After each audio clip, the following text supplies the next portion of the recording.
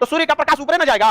अब आप एक खूब बड़ा गड्ढा खोद दीजिए, आपके ही घर में जो टंकी होता है या ग्राउंड फ्लोर होता है उसमें रोशनी जा पाता है? नहीं जा पाता है। तो पृथ्वी चंद्रमा पे बहुत बड़ा बड़ा गड्ढा है, उसमें प्रकाश जा पाएगा? तो प्रकाश नहीं जाएगा तो धुंधला दिखेगा और ऊपर वाला भाग साफ दिखेगा। इसी को कहते हैं चांद में भी दाग है। अरे ससुरा गड्ढा है, चांद में कहां से दाग हो जाएगा? वो तो जमीन है, समझ आ गया कि नहीं? चांद में क्या है? गड्ढा है, समझे? गड्ढा लोग, गढ़ाई लोग, चांद में दाग है। हाँ, चांद में क्या है? गड्ढा है। अब बताओ लड़की लोग, कोई कहे कि चांद सा मुखड़ा, समझ रहे हो? उस ससुरा को कोई ज्योग्राफी का आइडिया नहीं, एस्ट्रोनॉमी नहीं पता है। आप उसी को कहिए कि चांद सा मुखड़ा जिसको बहुत पिंपल्स निकला हो, एकदम कटहल जैसा मुंह हो गया, एकदम नहीं देखे पिंपल्स टाइप का कुछ कुछ निकल जाता है, कुछ कुछ बहुत कटहल टाइप का हो जाता है। हम लोग इंटर में पढ़ते थे तो हमारा एक दोस्त एक क्रीम बताया था कि लगा लो गोर हो जाओगे। तो हमारा तो 4 साल फेयर एंड लवली लगाए थे, करियर का करियर हो गया। हाँ 4 साल, और 5 रुपया का एक आता था हम लोग के समय पाउच ऐसे। ये खाली झूठ बोलता है।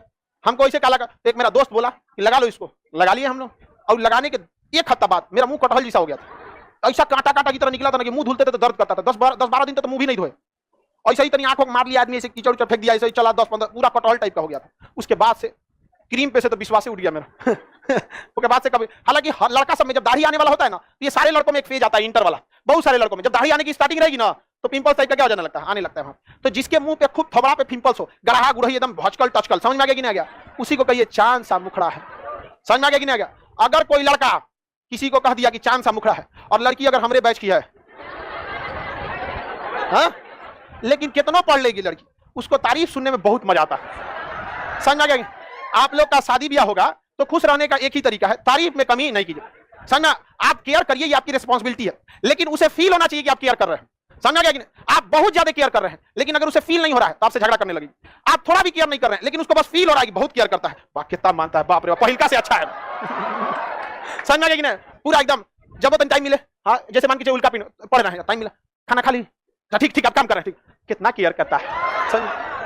उसको लगना बहुत जरूरी है केयर, और तारीफ का होना बहुत जरूरी है। इस सब चीज का ध्यान रखना। समझ गया कि नहीं आ गया? किसी को दिक्कत, जहां कुछ चेंज हो जाए, मान के चलो नेल पॉलिश चेंज हो गया, तुरंत हल्ला, वाह वाह वाह, एकदम तुरंत एकदम वाह, एकदम समझ गया? तुरंत